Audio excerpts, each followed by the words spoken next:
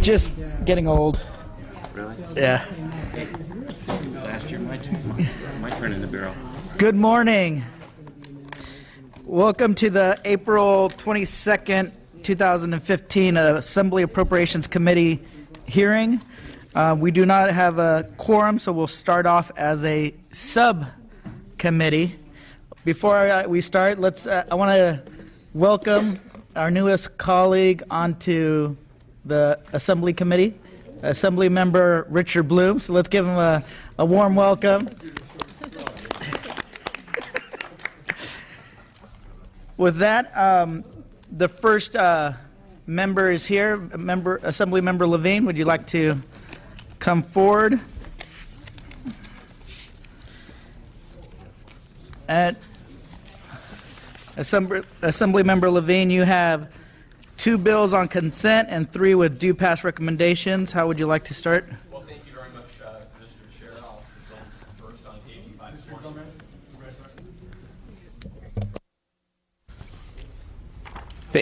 Thank you very much, Mr. Chair. I'll begin with AB 520. Thank you again. AB 520 requires the Director of Industrial Relations to include proposed or adopted changes to apprenticeship standards in their annual report to the legislature. This bill has minor costs and will increase communication between the legislature and the Department of Industrial Relations, thereby advancing apprenticeship programs. I respectfully ask for an aye vote. Next, I'll begin with AB. Mr. Diaz would like to say a few comments. Thank you. Mr. Levine, there's witnesses in support. Yeah. Thank you, Mr. Chair, and sorry for the tardiness here. Strong support of this legislation. It actually deals with some of the bureaucratic barriers to the reports. It's important information for the legislature to receive. We urge your aye vote. Thank you. Any other witnesses in support? Any individuals from the public in support?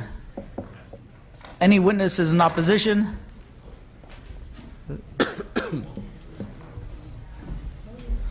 Any individuals from the public in opposition? Seeing none, Department of Finance, do you have a file?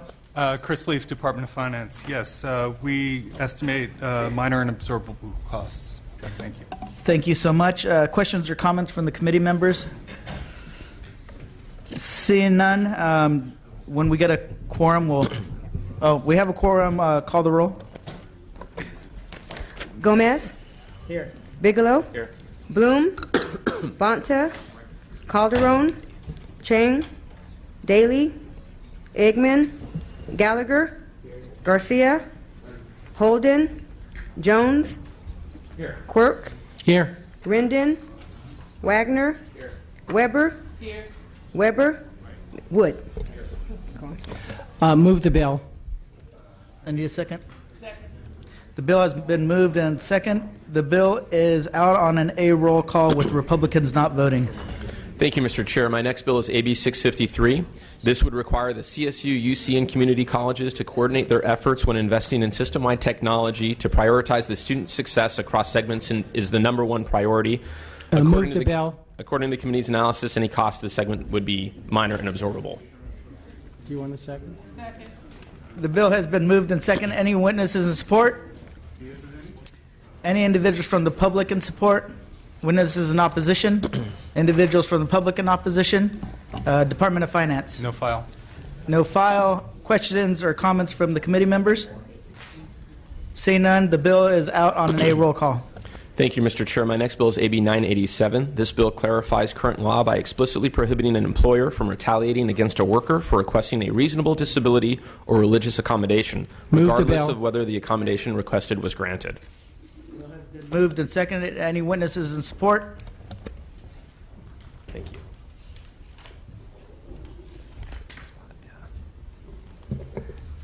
Good morning, Mr. Chair and members. Mariko Yoshihara with the California Employment Lawyers Association. We're proud co-sponsors of this bill.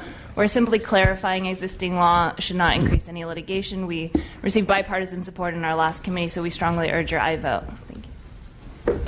Thank you so much. Any other witnesses in support? Dennis Seaton with the Church State Council. We're in support of the bill. Thank you so much. Any witnesses in opposition? Any individuals from the public in opposition? Department of Finance. Minor and absorbable costs. Questions or comments from the committee members? Seeing none, this bill is out on an A. Roll call. Thank you very much, Mr. Chair. Thank you, Mr. Levine.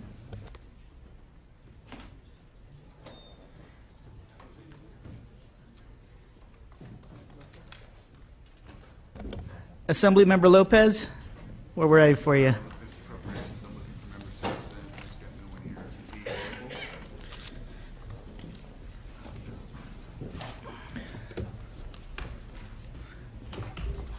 Assemblymember, you have one bill with us today, and it's a due pass recommendation, AB 559. Thank you, Mr. Chair and members. Today, I'd like to bring your attention to AB 559. In the past 2 decades, the beautiful creature has experienced 90 population decline in the past 2 decades. This bill will allow the Department of Fish Life and Wildlife to make necessary partnerships to ensure the success of the butterfly conservation. It will be a low-cost state, and it will allow the Department of Fish Life to create projects for the monarch conservation. It does not mandate it, then, leaving the department ability to initiate programs that will funding allow. Those partnerships will help enable the department to find most efficient methods upside for the cost conservation. I will ask you for your support. Move the bill. The bill has been moved and seconded. Any witnesses in support? Any individuals from the public in support? Can we go up there? Are you Support. Support? Yeah. Go ahead from there. It's fine. Sierra Club California in support. Thank you so much. Any witnesses in opposition? Any individuals from the public in opposition? Department of Finance? While this bill does not require the department to take actions to conserve monarch butterflies or to partner with other entities for monarch butterfly conservation effort, it creates cost pressures to do so. Thank you. Any questions or comments from the committee members? Yes. I just wanted to compliment you on this great bill. We are looking at the possible extinction of one of our most charismatic species. So again, thank you very much for bringing this forward. Thank you, Mr. Quirk. Seeing no other questions or comments, this is out on a B roll call with Gallagher not voting. Thank you much, Mrs. Thank you. Assemblymember Lopez.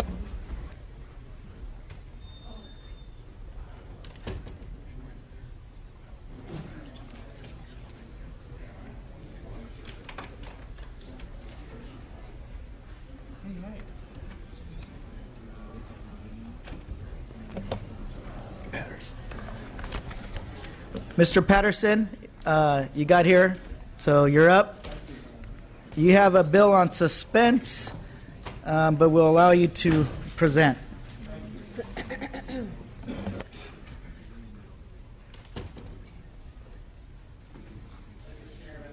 Thank you, Mr. Chairman and members. First of all, you have seen this bill before.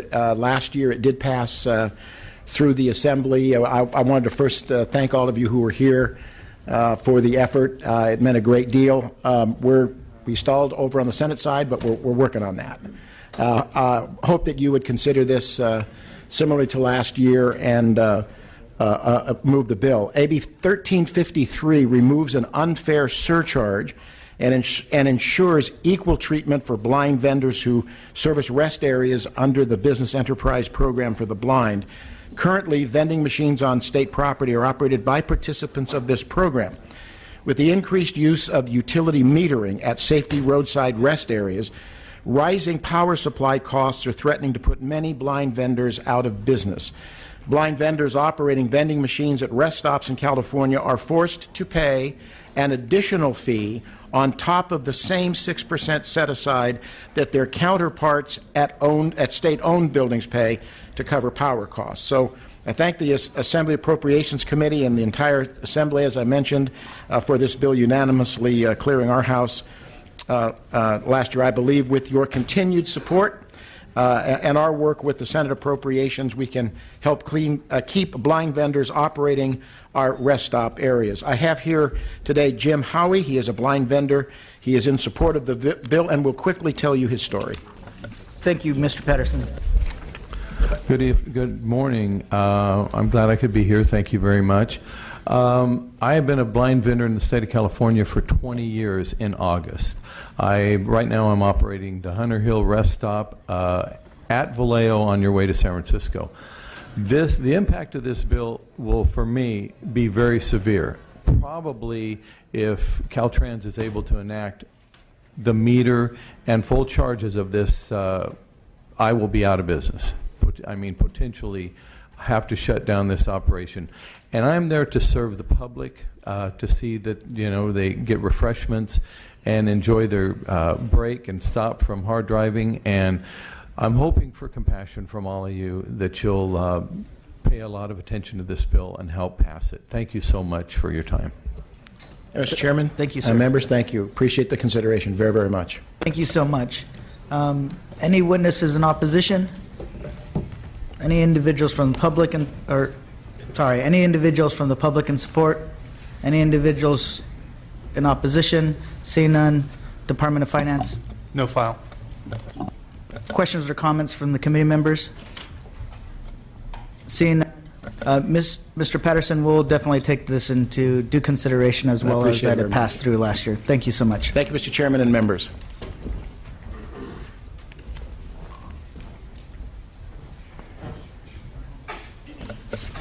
Assembly Member Chu, you're up. You have one bill before the committee today, AB 438, with the due pass recommendation. Thank you, Mr. Chair and colleagues. First, I want to thank the committee for your analysis of AB 438 and for considering this bill. The analysis provides that the bill would have a negligible fiscal impact on the state's general fund. This bill would require California's workers' compensation agencies to come into compliance with our state's language access law to provide services in the languages of Californians that our system is supposed to serve. AB 438 would provide much needed access to these state services for our limited English and immigrant populations. And with that, I respectfully ask for your vote. Thank you, Assembly Member Chu. The bill's been moved. We need a second. Thank you. Witnesses in support. Thank you, Mr. Chair. Mike Carroll with the California Applicant Attorneys Association. We're the sponsor of this measure. We think this bill will update the law, ensure that the Department of Workers' Compensation, Division of Workers' Compensation, is putting out notices in all the languages that we need to. We strongly support the bill. Thank you so much. Individuals from the public in support. Witnesses in opposition. Individuals from the public in opposition. Seeing none. Department of Finance. We estimate no additional costs for Department of Industrial Relations. SCIF is still working to understand the specific requirements it would need to fulfill for this bill, but its early estimate of potential costs are in the range of $13 million. These costs would be passed down to businesses who obtain workers' compensation insurance through SCIF. Thank you so much. Questions or comments from the committee?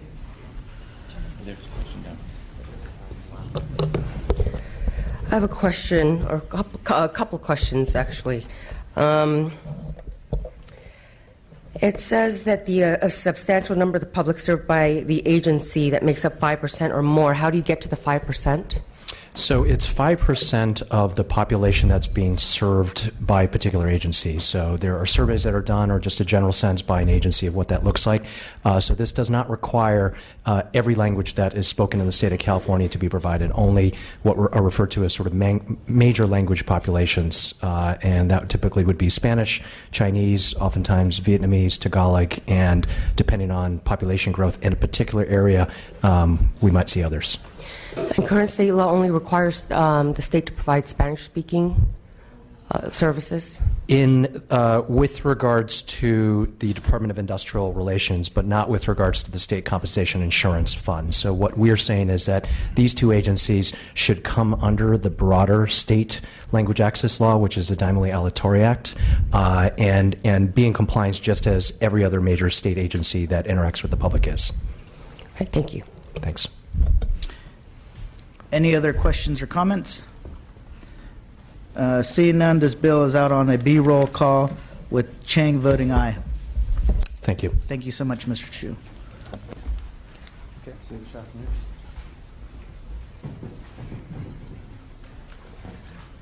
Mr. Lowe, you're up.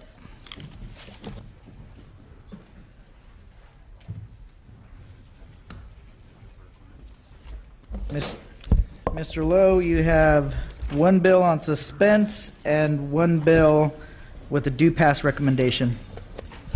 Thank you very much, Mr. Chair. Here today to speak on Assembly Bill 716, which defines the term supplant as it applies to special sessions within the CSU system. Second. This will bring clarity to the educational code, and according to CSU, this bill provides no additional costs and is consistent with current policies. I respectfully ask for your aye vote. Thank you, Mr. Lowe. The bill has been moved and seconded. Any witnesses in support? Sylvia Solis Shaw on behalf of the California Faculty Association. A few years ago, the Bureau of State Audits conducted an audit on whether there was supplanting was occurring. In some cases, it did note that it was, but they indicated that they needed a clearer definition in statute, and that's what this bill does. And we ask for your aye vote. Thank you so much. Any other individuals from the public in support? Witnesses in opposition? Individuals from the public in opposition? Seeing none, Department of Finance? No file. No file. Questions or comments from the committee members? Seeing none, this bill is out on an A roll call. Thank you so much, Mr. Thank you Lowe. very much.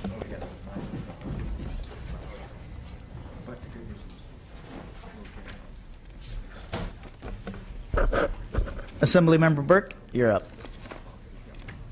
You have one bill on suspense, and then you have one bill with a due pass recommendation. What's your pleasure? All right, let's do AB 852, expands the definition of public works to include construction, alteration, demolition, installation, or repair work on general acute care hospital projects that are paid for using tax-exempt conduit revenue bond issued on or before January 1st, 2016. Move the bill. AB 852 will ensure that workers on these publicly subsidized projects are paid a livable wage and that the most skilled and qualified workers are building these complex medical facilities. I respectfully ask for your aye vote. Thank you, Assemblymember Burke. Witnesses in support. Thank you, Mr. Chair. Members, SRDS on behalf of the State Building and Construction Trades Council, we thank Assemblymember Burke for carrying this important legislation. We believe these are taxpayer-funded projects. These are the most complex projects that are supposed to withstand disasters, also prevent airborne diseases from actually being transmitted through the air ventilation systems. For those reasons, it should be the most skilled workers that actually install and build these hospitals. Also to note that the state of California has passed legislation to allow for enforcement of prevailing wage to be paid for by contractors that are actually bidding on public works projects. For those reasons, we ask for your aye vote. Next witness in support. Mr. Chair and members, Caitlin Vega for the California Labor Federation. We think that this is important for the public good at minimal cost to the public. Thank you. Thank you. Mr. Chair, member Shane Gussman on behalf of the Teamsters in support. Thank you so much. Any other individuals from the public in support? Witnesses in opposition? Individuals from the public in opposition? Seeing none, Department of Finance? DIR estimates costs of $125,000 Public Works Enforcement Fund annually for the provisions of this bill. Finance does not necessarily concur with the current cost estimates, but notes any request for additional resources will be evaluated in the budget process. Thank you so much. Questions or comments from the committee members? Seeing none, the bill has been moved and seconded. This bill is out on an a B roll call. Thank you. I know you guys were getting excited about that A roll call.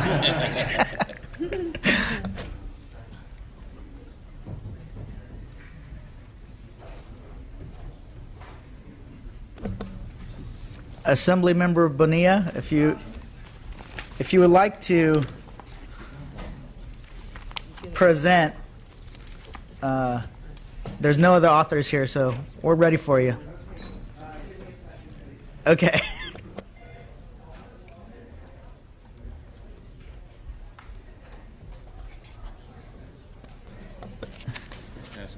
Oh, Mr. Hernandez.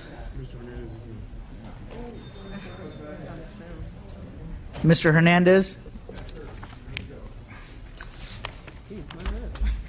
You have a bill on suspense and one with a due pass recommendation. How would you like to proceed? Waiving suspense, Mr. Chair. I'd like to present on AB 248. Please proceed. Mr. Chair and members, Assembly Bill 248 closes the loophole left in the federal law where insurers can sell large employers substandard coverage, leaving workers of large employers with worse benefits than employers of small businesses. California has led the nation in implementing and improving the California Care Act. However, there are still barriers to people getting affordable coverage.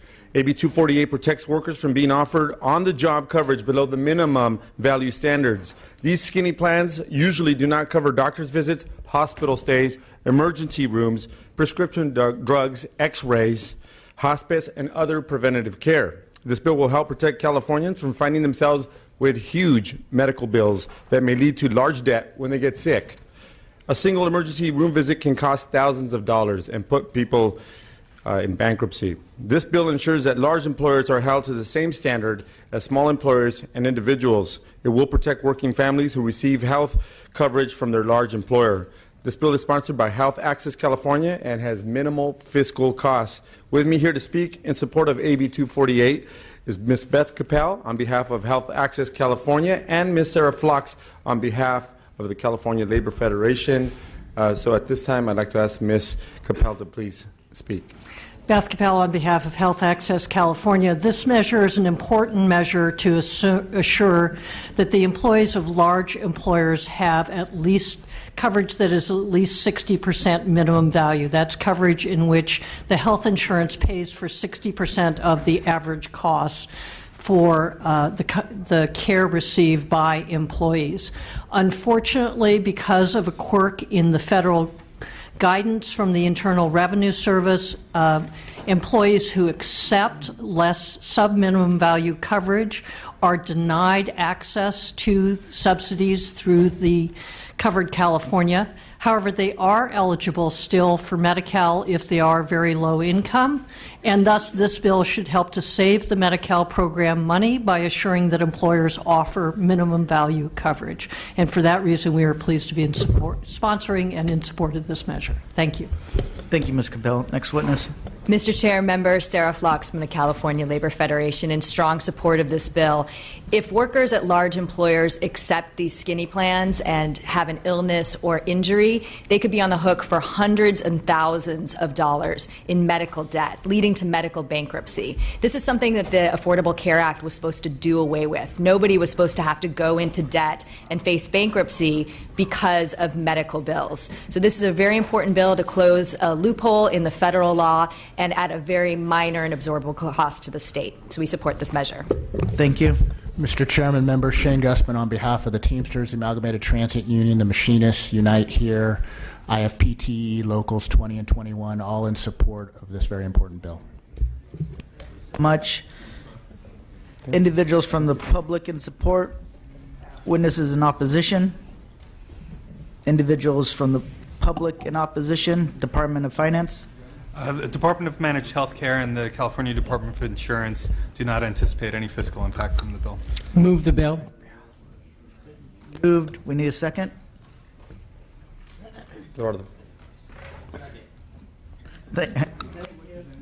Questions or comments from the committee members? Sure.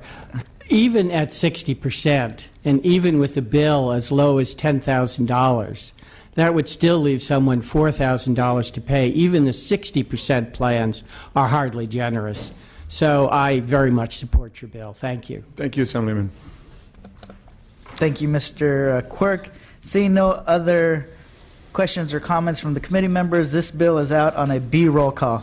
Mr. Hernandez, thank you so much. Thank you, Mr. Chair and members. Have a good morning.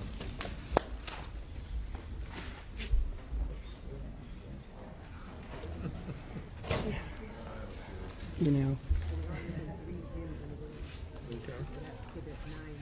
So, Jimmy, I'm the only one in the way, and I'm the only one who doesn't drink coffee. Just so you know. I know, right? Mm-hmm. Mr. Cooper, you're up. Mr. Cooper, you have two bills on suspense, and one is a due pass recommendation. How would you like to proceed?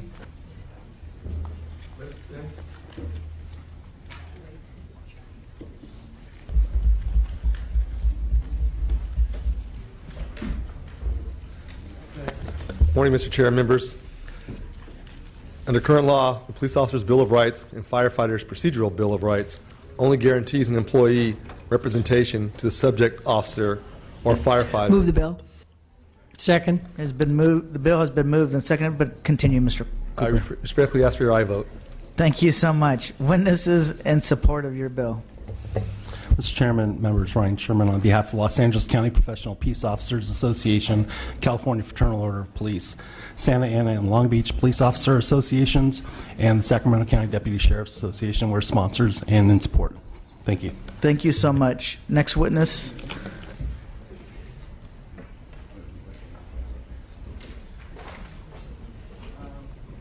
Any individuals from the public in support? Witnesses in opposition? Individuals from the public in opposition? Department of Finance? No file. Questions or comments from the committee members? Mr. Bigelow? Thank you. Thank you, Mr. Cooper, for bringing this bill forward. Appreciate it, but I did have a couple of questions. I noticed in here that it kind of leaves open for the witness safety officer. He could or she could actually go out and secure their own legal counsel. Who's going to be on the hook for that cost? Because it is kind of ambiguous in here. Could you tell me just where that representative is going to be coming from? It would be his union representative, so the cost would be covered with that, and the agency covers the cost. His union representative? The union representative. Correct. Okay, but it doesn't say that, and I just wanted to make sure it's of their choice. It says the language. That's correct. So it could be a $2,000 an hour and that would be legal their own, counselor. That would be their own cost. That, again, is ambiguous, and I just wanted to make sure. Oh, go ahead. Under the Section B, it says they get that choice. And so I just want to make sure that the local entity, the local government, or the agency isn't on the hook if they want to go outside and they want to get somebody that's really expensive. Absolutely. Can that be clarified? Yes. Thank you, Vice Chair Bigelow. History, current law, back 30, 40 years. POBAR has been offered to officers. Never has a state, city, county, any entity paid for the representation in this. It's never happened. It's not going to. It's all based on the collective bargaining agreement. The unions provide this service. Nobody else does. Right.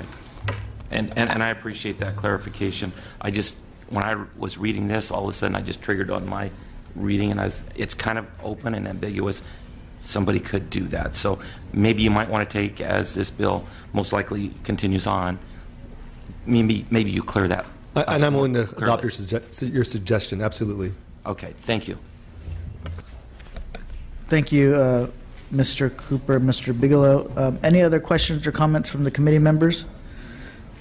Seeing none, we're going to have a Republican roll call on this bill. Bigelow? Not voting. Chang? Chang, aye. Gallagher? Gallagher, aye. Jones? Wagner?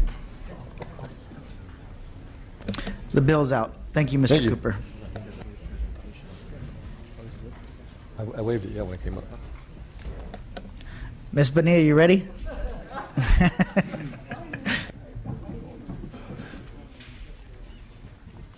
Ms. Bonilla, you have one bill on consent and two bills on suspense. How would you like to proceed? I'm just interested in presenting AB 631, if that's okay with you. Thank you so much, Mr. Chair and members. AB 631 allocates $1 billion to local educational agencies to provide them with resources needed to deliver high-quality education to all students, to integrate technology in the classroom as well. It shifts to the Common Core, and the state standards have been an enormous transition for our schools and our teachers. We also have, besides English and math, our next generation science standards that our schools are preparing to implement.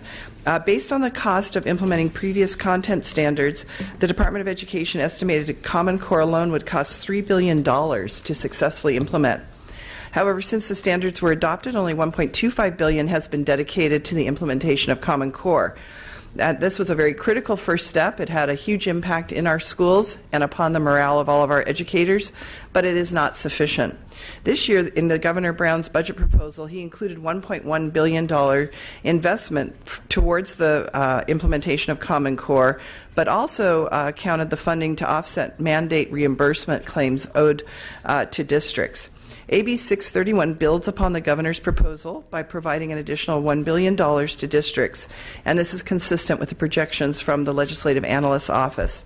The LAO projects there will be over $1 billion in one-time Prop 98 monies available in the May revise, and we believe that with that money and also a survey conducted by the Association of California School Administrators, there is a continued need at the local level for this funding. It's important to honor our commitment to our educators and our students to build upon the progress that we have made and make sure that they have the adequate resources to be successful and to help our students be successful as well. I have Sarah Botches here with me today from the Association of California School Administrators. Good morning, Mr. Thank Chair you. and members and staff. I'm Sarah Botches with the Association of California School Administrators. As a sponsor of AB 631, we represent over 16,000 school administrators. ACSA was very appreciative of the legislature and the governor's recognition to invest $1.25 billion in the 2013 budget for Common Core implementation costs. We're here today to support Assemblymember Bonilla's continued efforts to ensure that schools have the necessary resources to properly implement not only Common Core but the next generation science standards, which will require updating lab equipment and facilities. ACSA surveyed 272 school districts on the expenditure of the $1.25 billion, and districts continue to emphasize that the three categories that we were allowed to focus resources, professional development, instructional materials, IT, continue to be crucial areas that will require additional support. In the survey, districts indicated that professional development will continue to be a top priority, as it is imperative that all our educators are taught and can administer the new state standards and the assessments, but are also provide all our students the appropriate textbook and instructional materials and classroom space that will lead to a successful attainment of the skills for the 21st century. We urge your support of AB 631 to ensure that all our educators and schools are prepared to implement the new Common Core state standards and next generation science standards. Thank you. Thank you so much. Any individuals from the public in support? Thank you, sir. Hi, my name is Stella Primo. I'm the Executive Director of NextEd. I'm also here in support of Chris Rowe, who is the President and CEO of California STEM Network, and we strongly support AB 631. NextEd is the lead partner in the local Sacramento region. Thank you. Thank you so much. Any other individuals in support? Good morning, Andrea DeVoe with TechNet in support of the bill. Thank you. Thank you so much. Any other individuals in support? Any witnesses in opposition? Any individuals from the public in opposition? Department of Finance? This bill does not include an appropriation for the newly created Common Core and Next Generation Science Standards Implementation Fund. To the extent that the legislature makes an appropriation consistent with the intent of the bill, the result will be one-time Prop 98 costs of $1 billion. According to CDE, this bill creates minor and absorbable general fund costs for the required report. Thank you so much. Any questions or comments from the committee members? Mr. Quirk? Thank you for bringing this forward. I would very much hope that Budget Sub 2 makes this part of the appropriation process. Do you know if it has been done so far? No, there hasn't been any action taken at this point. Okay. Well, I would certainly urge members of that subcommittee and the Budget Committee to go ahead. It is extremely important. This money is going to the schools one way or another, but there are so many pressures on the budget. We so inadequately fund them that without walling this off, there will be districts that won't do this, and this is the only chance that they really have to move forward. So it is extremely important that we simply and frankly give the districts the freedom to use this money this way without being pulled in many directions for the tremendous needs they have. So anything I can do to support this bill, I will. Thank you. Thank you. Thank you, Mr. Quirk. Seeing no other questions or comments, this bill just barely goes above the threshold for suspense, but it's going on suspense. Thank you, Ms. Bonilla, for presenting it.